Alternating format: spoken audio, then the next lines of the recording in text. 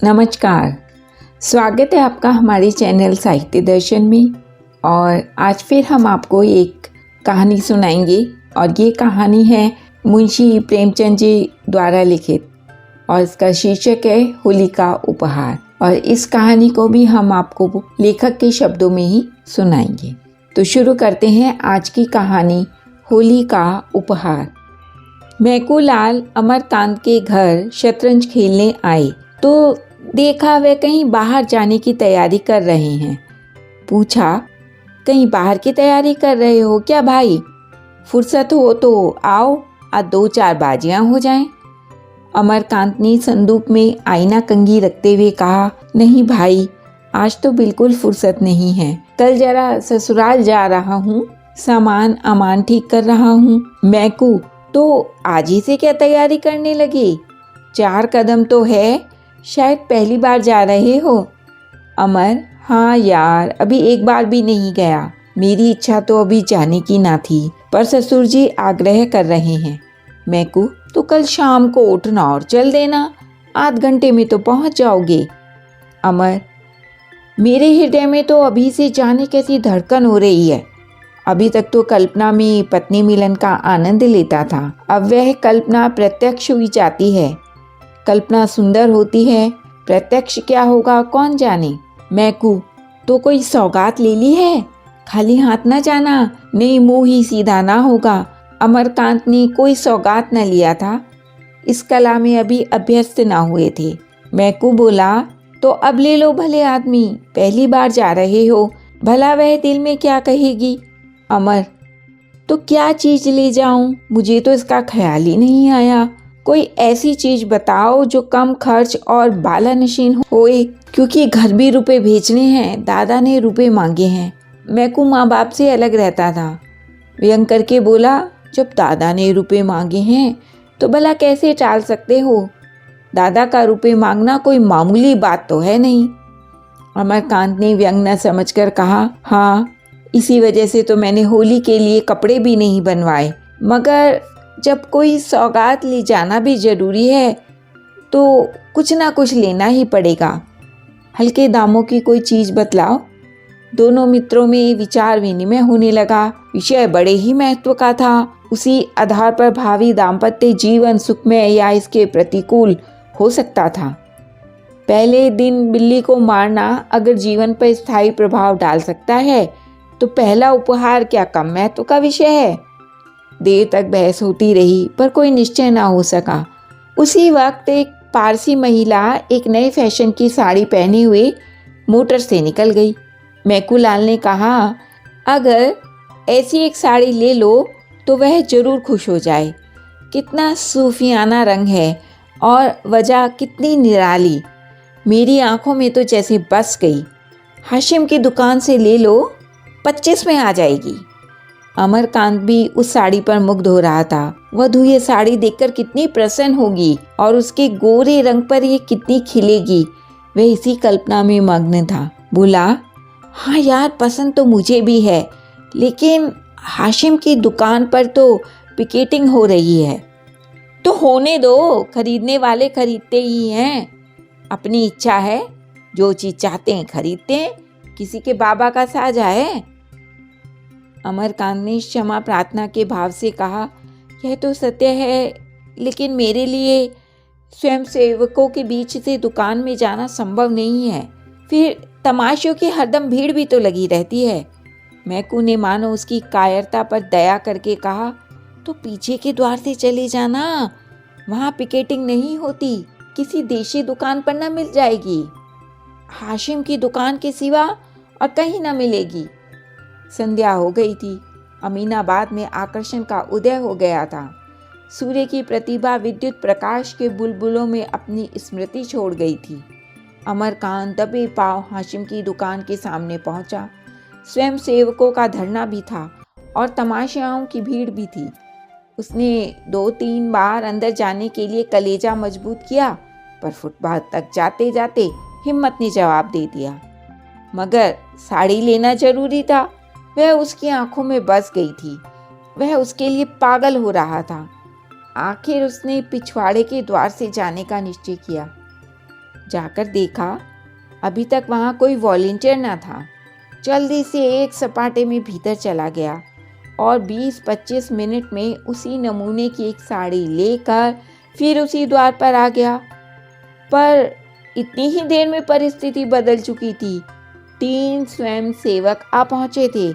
Amarkant 1 minute तक द्वार पर दुविधा में खड़ा रहा, फिर तीर की तरह निकल भागा और अंधाधुंध भागता चला गया। दुर्भाग्य की बात, एक बुढ़िया लाठी टेकती हुई चली आ रही थी। अमरकांत उससे टकरा गया। बुढ़िया गिर पड़ी और लगी गालियां देने। आंखों में चर्बी छा गई है क्या? देख कर नहीं चलते, यह जवानी ढह जाएगी एक दिन।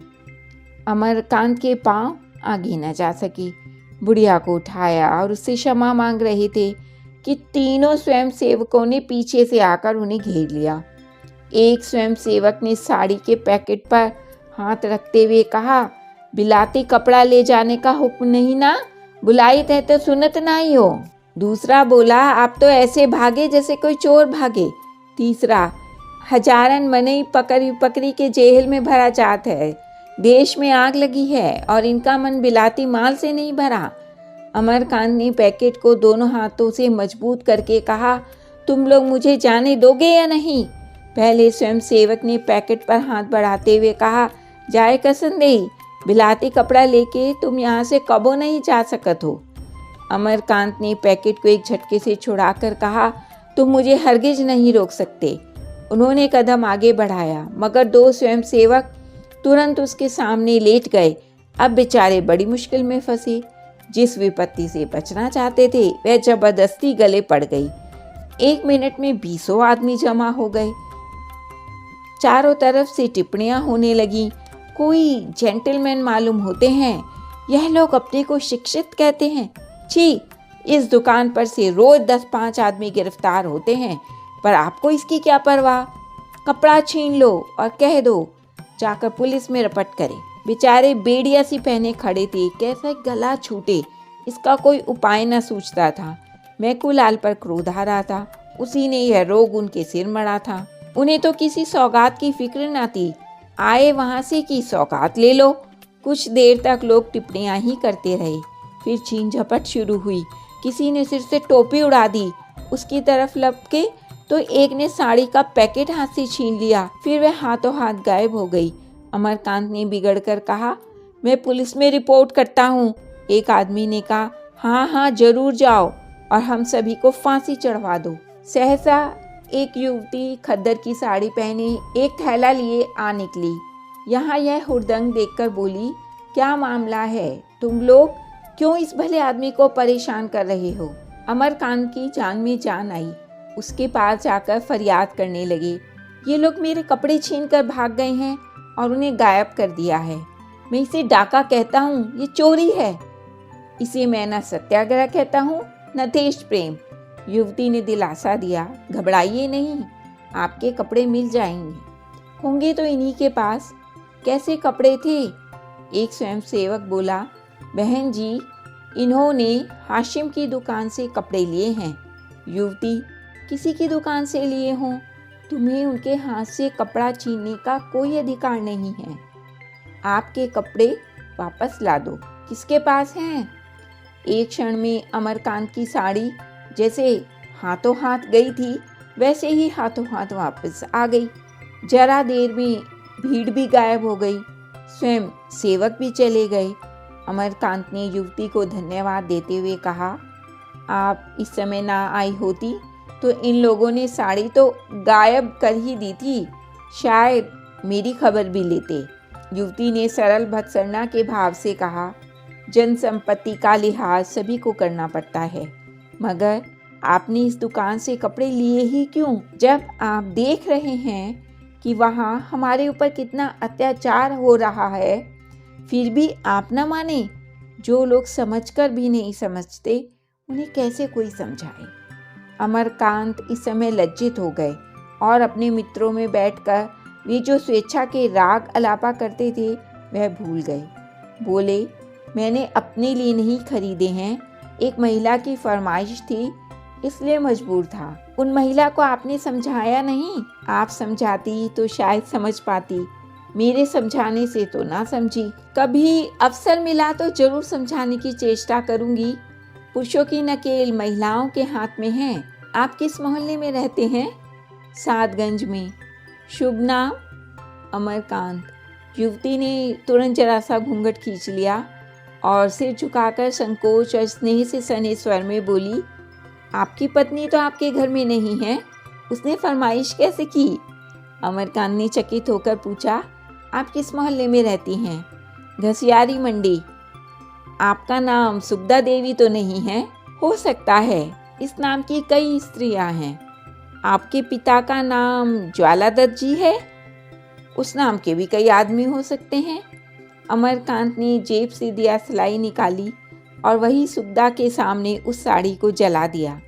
सुगदा ने कहा, आप कल आएंगे? अमरकांत ने अवरुद्ध कंठ से कहा, नहीं सुगदा, जब तक इसका प्रायश्चित ना कर लूं ना आऊँगा। सुगदा कुछ और कहने जा रही थी कि अमरकांत तेजी से कदम बढ़ाकर दूसरी तरफ चले गए। आज होली है, मगर आज़ादी के मत वालों के लिए ना होली है ना बसंत।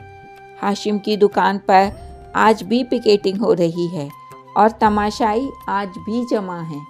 आज के स्वयंसेवकों में अमरकांत भी खड़े पिकेटिंग कर रहे हैं। उनकी देह पर खद्दर का कुर्ता है और खद्दर की धोती, हाथ में तिरंगा झंडा लिए हैं। एक स्वयंसेवक ने कहा, पानीदारों को यूं बात लगती है, कल तुम क्या थे, आज क्या हो? सुगदा देवी ना आती तो बड़ी मुश्किल होती। अमर ने कहा, मैं उनके लिए तुम लोगों को धन्यवाद देता हूँ, नहीं मैं आज यहाँ ना होता। आज तुम्हें ना आना चाहिए था। सुगदा बहन तो कहती थी, मैं आज उन्हें न जाने दूंगी। कल के अपमान के बाद अब मैं उन्हें मुंह दिखाने योग्य नहीं हूँ।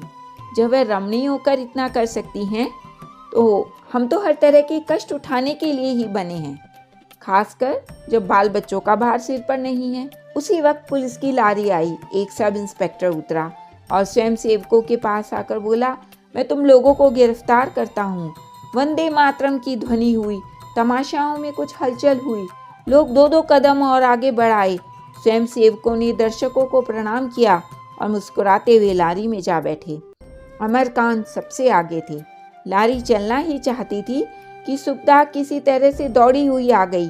उसके हाथ में एक पुष्पमाला थी। लारी का द्वार खुला था। उसने ऊपर चढ़कर वह अमरकांत के गले में डाल दी। आंखों से स्नेह और गर्व की दो बूंदें टपक पड़ी। लारी चली गई। यही होली थी, यही होली का आनंद मिलन था। उसी वक्त सुगदा दुकान पर खड़ी होकर बोली, विलायती कपड़े खरीदना और पहनना देशद्रोह है। तो ये थी कहानी होली का उपहार। उम्मीद है आपको ज़रूर पसंद आई होगी। तो आप कमेंट करके बताइएगा कि आपको ये कहानी कैसी लगी।